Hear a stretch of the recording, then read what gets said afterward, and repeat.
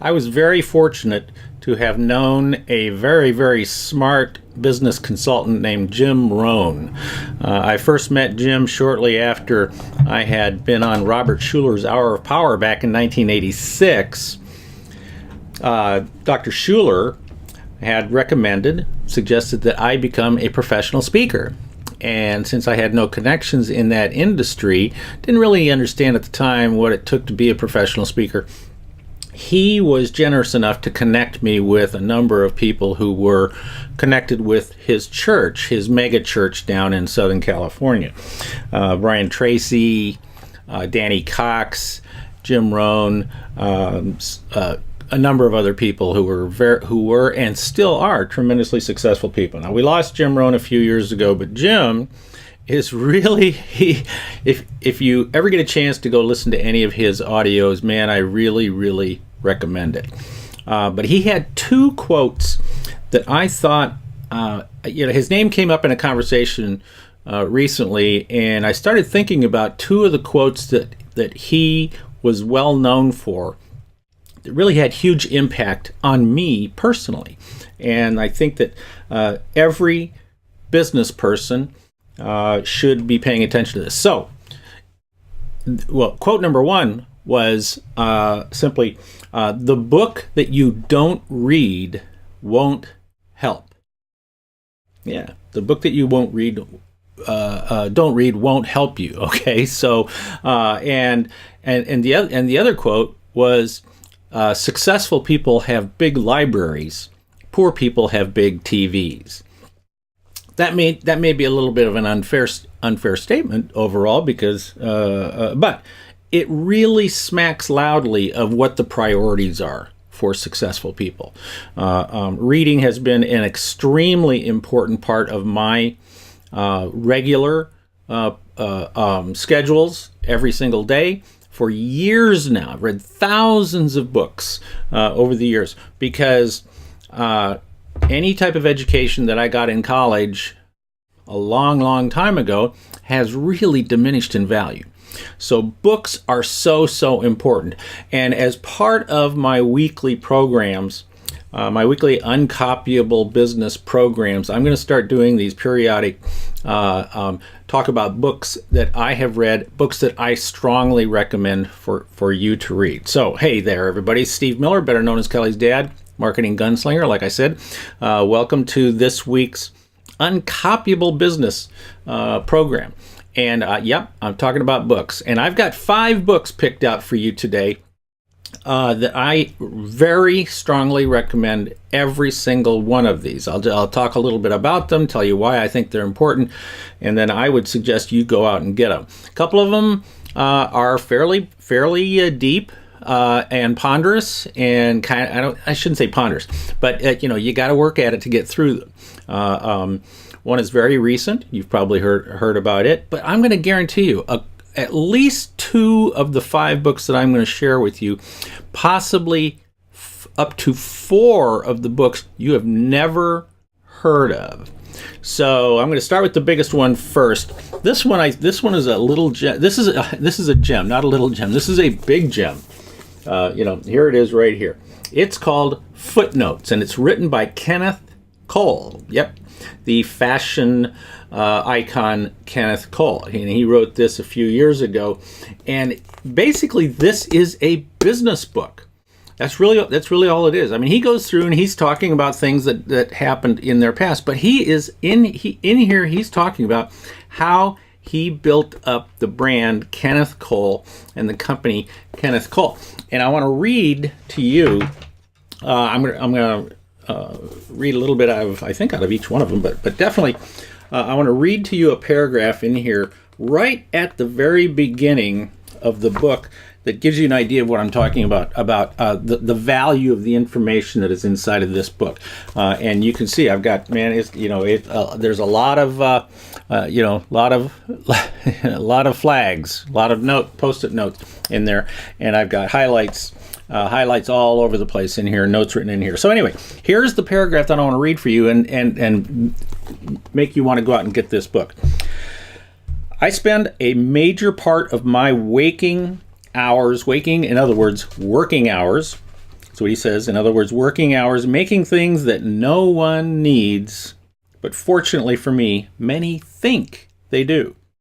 I've come to realize that my job is to inspire the customer to proceed from a desire to purchase, to make a customer want to buy his 25th tie, because this new one is a little wider, or her 8th white shirt because of its fit, or I hope a 36th pair of shoes because the heel is the right height and because there is nothing like a new pair of shoes. Nonetheless, I know perfectly well that if every shoe store in America closed its doors tomorrow, hardly an American would go barefoot for at least 11 years. So you see, here he is. He is talking about the fact that his product is not really a necessary item, in the household, in the average person's household, and yet he needs to be able to go out and market that product so that people will want to buy it anyway, right? So, Footnotes, Kenneth Cole. I strongly recommend that you get this. It's a big, thick, honking book, heavy book, but boy, it was one of the most fun reads I think that I have ever had in reading over the years. By the way, I will also stick, if you're looking at this on my blog, which I strongly suggest that you do, because at the bottom, underneath the video on my blog, where I've got it embedded there, I'm going to post links for each of these books as well.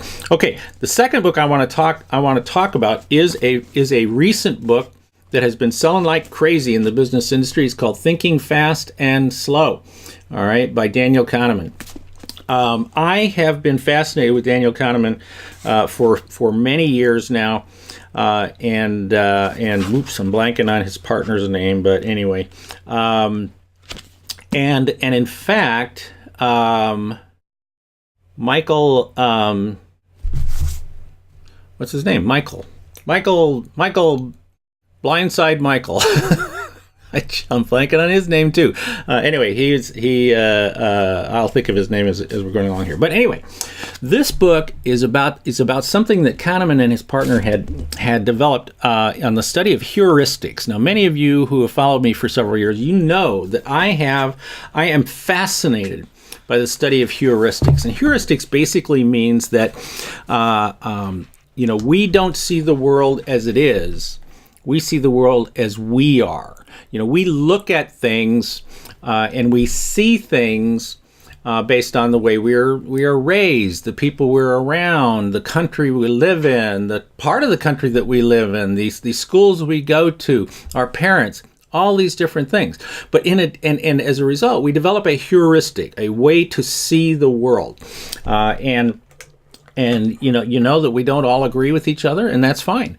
That we don't all agree with each other. But it doesn't make us, if somebody disagrees with you about something, it doesn't necessarily mean that they are wrong. It just means they have a different perspective, a different worldview of something. But there are a number of other types of heuristics that he talks about in this book. And he breaks it up into, and he kind of brings them into two different categories, that we have two types of thinking in our brain, one being fast thinking, where we think of, something just hits our brain right away. We respond to something, we see something, we hear something, and we immediately respond to that. And then slow thinking, where as we are exposed to something, we might actually we might actually think about it a little bit before we come to any type of conclusion.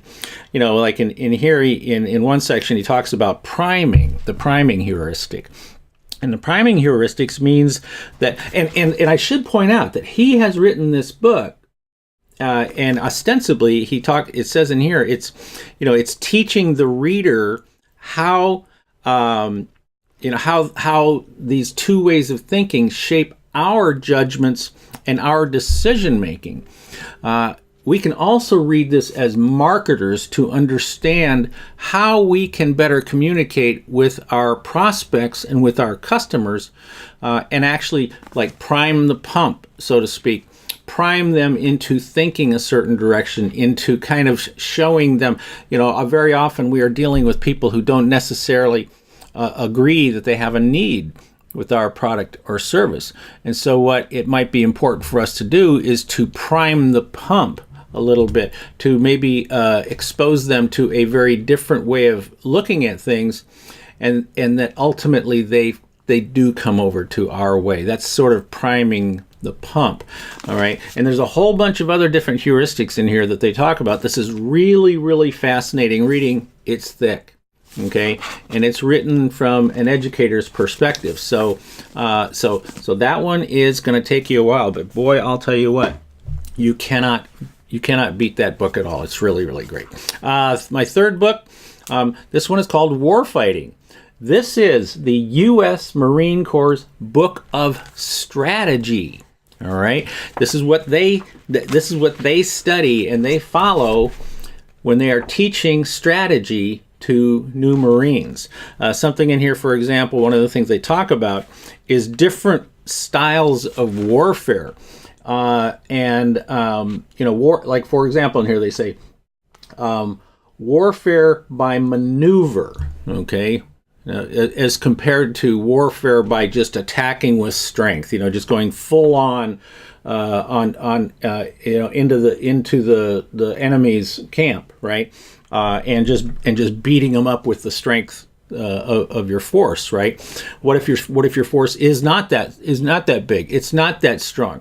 Well, then you have to come up with another way. Does that sound like competition out there? Sometimes we're competing with bigger companies than us. We have to find other ways to deal with them. And they talk in here, warfare by maneuver stems from a desire to circumvent a problem and attack it from a position of advantage rather than meet it straight on. The goal is the application of strength against a selected enemy weakness. By definition, maneuver relies on speed and surprise, for without either we cannot concentrate strength against enemy weakness. So you see there's stuff in here. Whoops, let me turn it around. All right, there you go. Warfighting, the U.S. Marine Corps book of strategy. Here's one. This one is in my opinion, anybody who's involved in sales, and that is anybody who's involved in sales and marketing and running a business should read this book. How I Raised Myself from Failure to Success in Selling, by a gentleman named Frank Bettger. I met Frank briefly a number of years ago before he passed away. This book was written, I believe, in 1947, and it's still a great book to read today. It's fast reading. It's let's see how many pages it is. It's a couple hundred pages, maybe 100, 180, 190 pages, something like that. But the foreword for the book was written by Dale Carnegie, none other than the very, very famous Dale Carnegie. And one of the things he talks about in here is he says, I have read every page of this book. I can recommend it with enthusiasm. Talk about walking a mile to get a cigarette. When I remember, does anybody remember that? I'd walk a mile for our camel. Boy, if you remember that. Not much longer. You don't have much longer. Wait, I remember that. So anyway, it says, talk about walking a mile to get a cigarette. When I started out to sell, I would gladly have walked from Chicago to New York to get a copy of this book if it had been available. Go get that book and read it. And then finally, the last one, and this one is a gem. All right, this is a gem. It is and it is titled on. Oh wait, no, just kidding. Had to throw that in there just to be funny. No, it is called Obvious Atoms, and look at this. It's more or less just like a big pamphlet, is all it is. But Obvious Atoms, the story of a successful businessman, and this was first published in the Saturday Evening Post in April 1916. 16. So we're talking about 101 years ago. Though it's a story of an advertising man, it was quickly recognized as presenting a germ idea. In other words, a basic idea to outstanding success in the business world and professions. And really what this is about is this is about how you can communicate with your marketplace through copy that is not fancy, it's not cute, it's not clever, it's not misleading, it's not on the edges of the truth or anything like that. It is just basically you are telling the marketplace what your product does and what it does for them. So anyway, it's a really short little book. You can and you know, all of these are available on Amazon. Like I say, I'm going to put the links on my website on my blog. You know, I recommend them very highly, and so go out and get them. All right. That's this week's Uncopyable Business presentation program. Good stuff. 5 very good books you should go out and read. This is Steve Miller, better known as Kelly's dad, a marketing gunslinger. I'll see you again next time on this presentation. And thanks for joining me. If you like this, please share it with your friends and family and grade school friends. If you're a grade schooler, I guess. And other than that, always remember to be uncopyable.